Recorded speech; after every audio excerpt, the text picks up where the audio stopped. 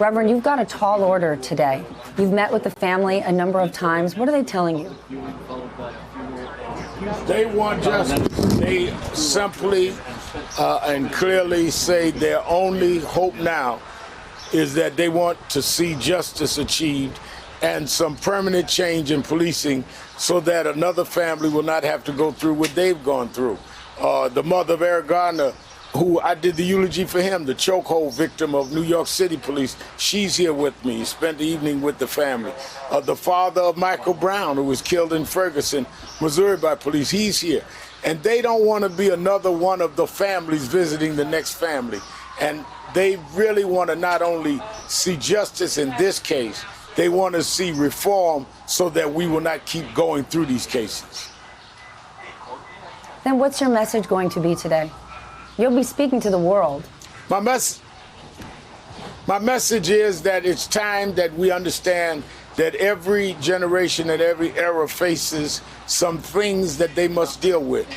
There was the era that had to deal with slavery, the era that had to deal with Jim Crow, the era that dealt with voting. We are in the era where we must deal with police accountability and criminal justice. When you see people that come out at the risk of their health in the middle of a pandemic, people, white and black, some marches and some protests I saw and participated in, there were more whites than blacks. When you see that, it says that this is the time that we can make real change. We just must sustain this. It must be peaceful, but it must be poignant, and it must be sustained. We cannot let this moment go by, and we're going to be announcing some moves today to make sure that we continue to drive toward reform. We're not saying every policeman is bad or even most are bad, but they must all be held accountable, just like every citizen must be accountable. What do you mean? What kind of moves are you making today? Well, again, I'm not going to preempt my announcement during the eulogy. Stephanie Ruhle taught me more than that. But I am going to say that we're going to make sure that it does not end with this service. It begins with this service, a sustained national drive, and there'll be some direct points of action that we're going to call for. Reverend Al, you mentioned it before. You gave the eulogy for Eric Garner.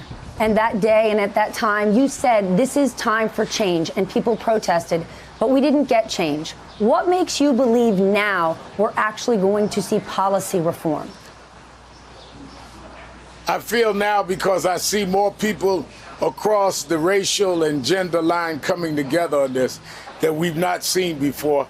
And it's coming together during an election year, not only with the White House, but local officials that are going to have to now take a stand and going to have to go in these legislative bodies and make laws like the laws that we are seeing proposed about no chokeholds, about prosecutorial misconduct, about policemen's records not being hidden from whatever their past mistakes on the jobs were or their past wrongs on the jobs. So I see that the timing of this and the width of the support and participation in the protest is something unlike we've ever seen before. And the people that preceded me in the civil rights movement that fought segregation and Jim Crow, they had been doing that for decades. But at the right time in the 60s is when the time and the cause came together. And I believe that's what we're witnessing now. Hey there, I'm Chris Hayes from MSNBC. Thanks for watching MSNBC on YouTube. If you want to keep up to date with the videos we're putting out, you can click subscribe just below me